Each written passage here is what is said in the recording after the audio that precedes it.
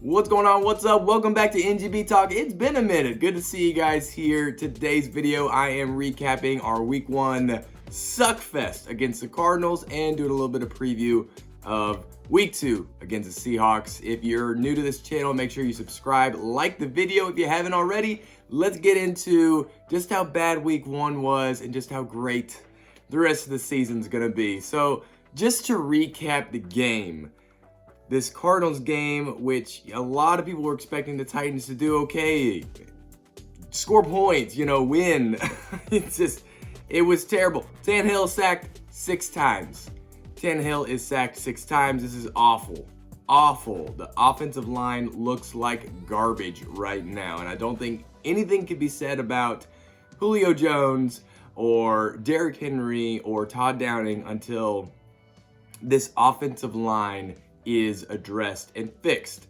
Kern got his butt ran over at one point in time. I'd say the special teams look great because of the fake punt at one point in time. However, we missed kicks, and the kicker's gone now.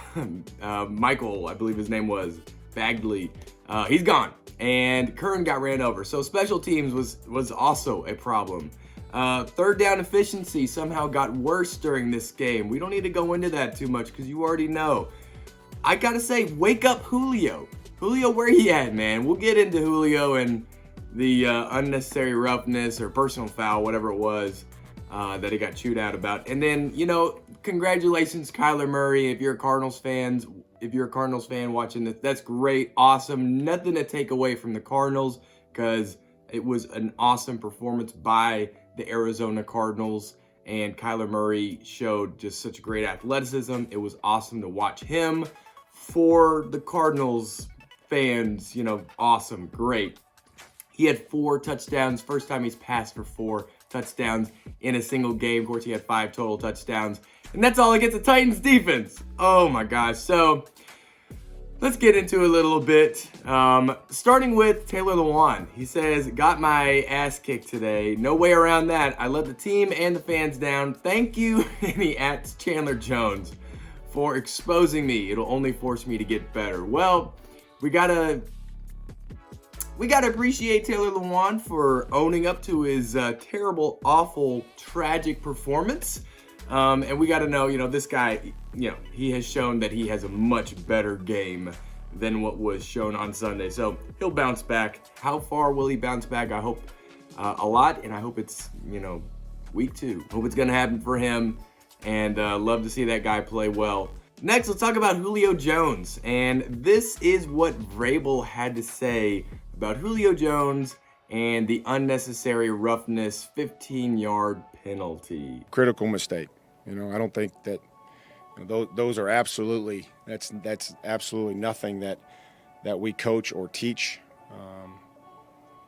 So that would fall into the category of doing dumb shit that hurts the team. Right there in bold letters. Goes from 3rd and 1 to 3rd and 16. Yeah, and so, my take from seeing that, was, that's... Honestly, I've seen some people be divisive about this. I'm for it. I'm for Mike Vrabel basically saying, I'm not beating around the bush with this. This is stuff that we do not see. And I think that a part of that for me comes from the fact that Julio Jones is coming kind of as an outsider to this organization. And I think, a line in the sand needs to be drawn that this is not stuff we do. And honestly, for the most part, the Tennessee Titans, they do not do this. This was a terrible first impression. Some people are saying that Vrabel, while accurate, should not have come at him publicly like that. It should have been like a one-on-one with Julio Jones. And, I'm sure that conversation's been had, but I just happen to be a part of the opinion that, Julio can take it. Vrabel can mention something really stupid that he did, something that's objectively stupid that he did, and can tell him that it was stupid.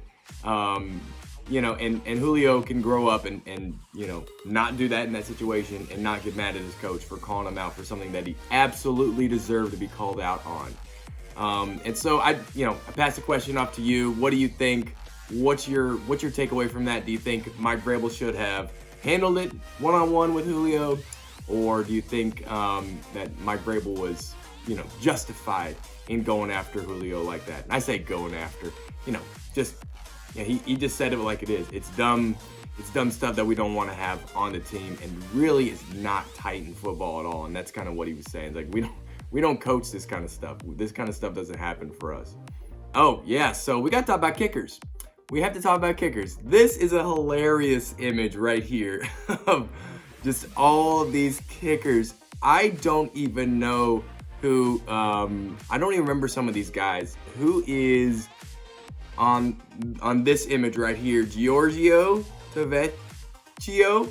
I don't know who this guy is, but yeah, look at this. In the last 2 seasons, Emily Proud says, week 1 of 2020, 9 kickers are coming and going. And my gosh, this is just a nightmare for Titans fans.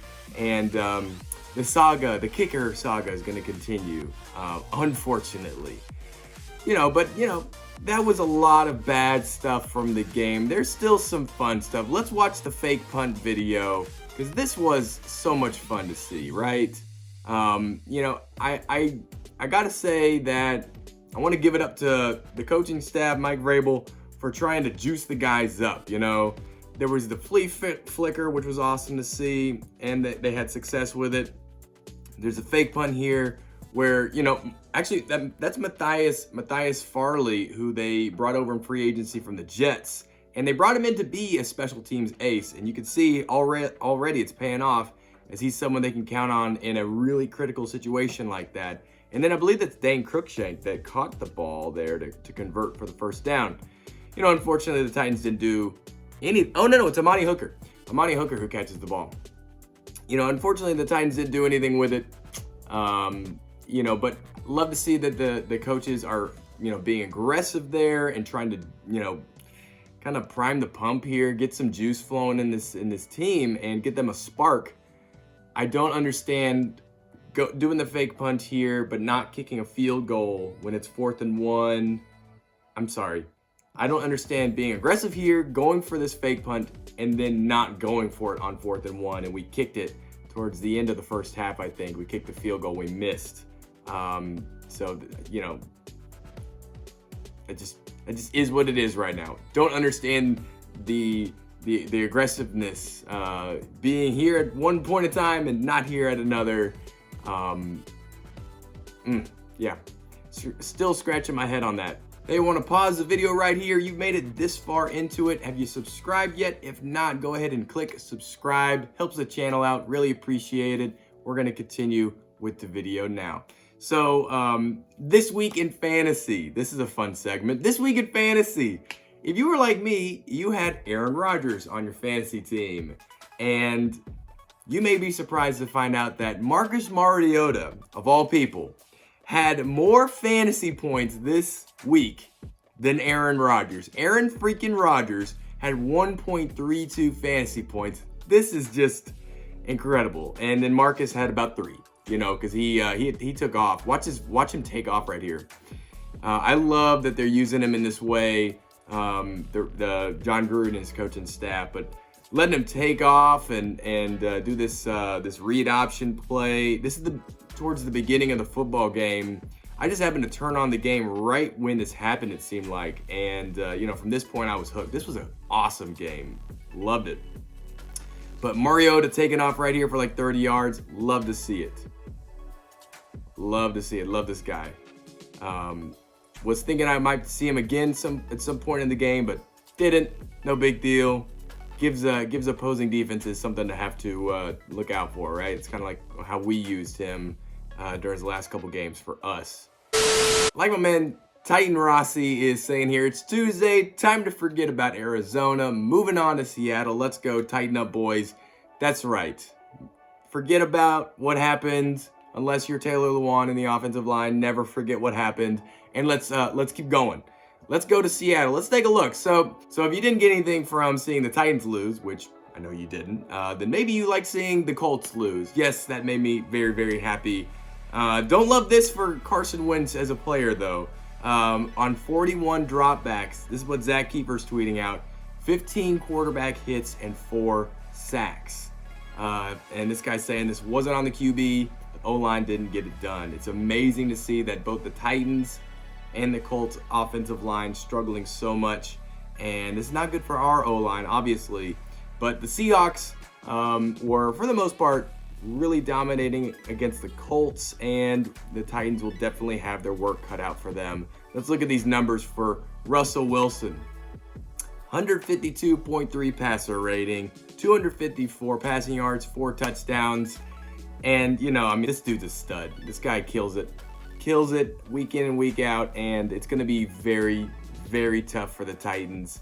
You really hope that, you know, if you watch the Monday Night Raiders game, the thing that the Raiders defense was able to do to contain Lamar Jackson was collapse the pocket around Lamar, engulf him, and that's how a lot of those turnovers happened too. I think at least one of the fumbles that Lamar had was because within the pocket they got so much pressure. He wasn't able to dance around quite as much as he probably would have liked to. Certainly not as much as Kyler Murray did. And so if the Titans are able to do that, I think they can really get after this extremely agile quarterback, Russell Wilson. And, you know, we were chasing Kyler Murray around, and then he was just able to get away because he had so much space around him. If Jeffrey Simmons, if Danico Autry can get in there and collapse the inner pocket, man, I think that's really what's going to make a big difference in this Titans-Seahawks game. But obviously, you know, we need to be prepared for a great performance by Russell, you know, at home, you know, at CenturyLink Field.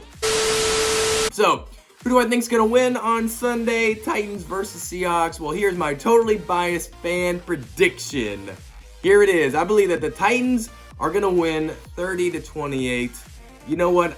Going into this season, before the Cardinals game, I was thinking, and I've thought this for several seasons now, Titans can beat anybody.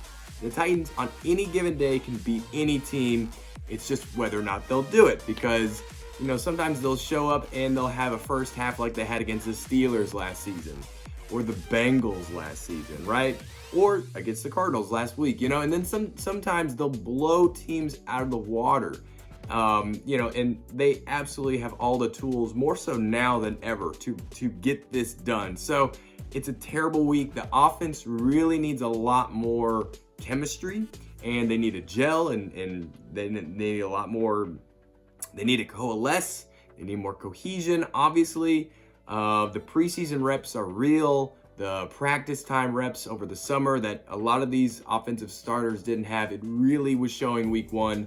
And yeah, it's my totally biased fan prediction, you know, so sue me. But I absolutely believe the Titans can still win in Seattle. I wouldn't be surprised to see them win. At this point, I wouldn't be surprised to see them get blown out of the water, because it's obviously just going to take time. I would just invite anyone that sees me as being like this hopeful, optimistic, which I totally am. I would just challenge that with the Titans were 2-4 before they went on their crazy playoff run to the AFC Championship game. That was Arthur Smith's first season as offensive coordinator, and if you ask me, it seemed like it took him a while to really figure out what he had. And I think it's going to take a few more games for Todd Downing to really understand how to operate a Derrick Henry offense, because it's different from every other offense in the league.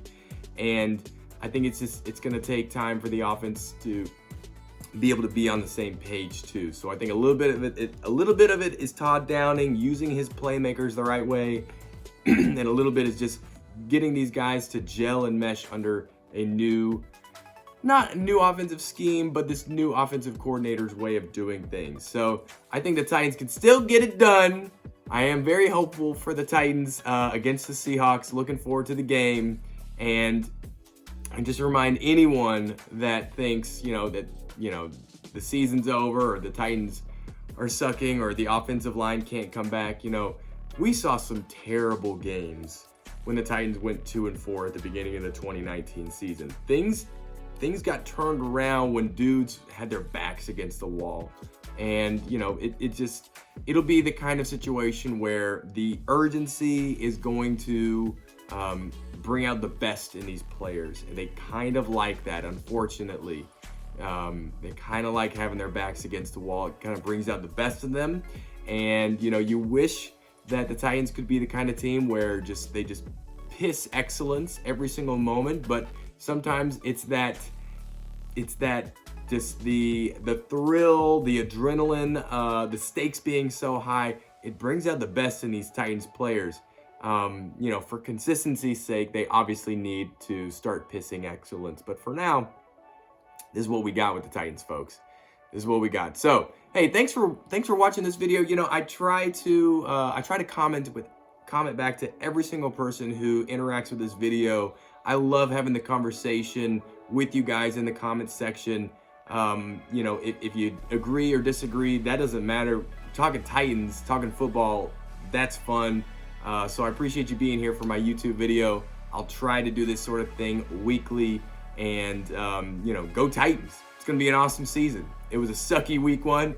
But it's football, you know? It's gonna suck sometimes, and it's gonna be amazing other times because it sucks so bad in week 1 and, you know, whatever. So, you know, just remember, Titans win 2-4, but first they blew out the Browns. Just remember, they blew out the Browns in 2019, and then they win 2-4. So, you know, just take the first week for what it is, folks. It's the first week. All right. So, tighten up. See you guys in the next video. Bye.